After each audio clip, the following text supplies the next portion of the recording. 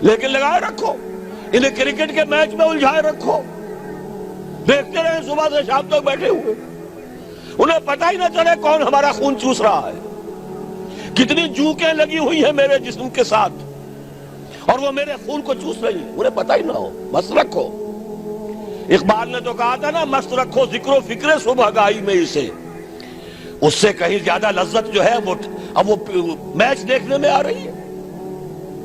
لگاؤ ان کو، طرح طرح کے نام سے جو ہے جوئے کے اندر لگاؤ۔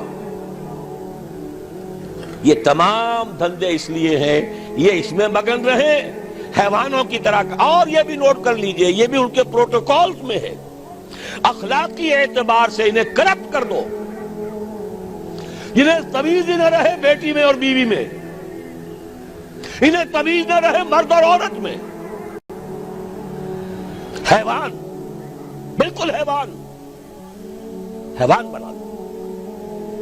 انسانیت کہیں رہ گئی تو کسی اور بغاوت کا اندیشہ ہے۔ عورت کو باہر نکالو گھر سے، اسے شمع محفل بناؤ، اسے ہتھیاروں، اسے اشتہاروں کا موضوع بناؤ۔ موٹر سائیکل کا اشتہار ہے تو عورت، چائے کا اشتہار ہے تو عورت۔ حضور صلی اللہ علیہ وسلم کی اس مقصد بعثت کی تکمیل کا سیلاب جب چلا تھا، تھمتا نہ تھا کسی سے سیل رواں ہمارا، کس نے روکا؟ نہ ایرانیوں کی تلواریں روک سکی، نہ رومی لیجنز، رومی فوجی، دنیا جو ہے تھراتی تھی ان کے نام سے، نہیں روک سکے اس سیلاب کو۔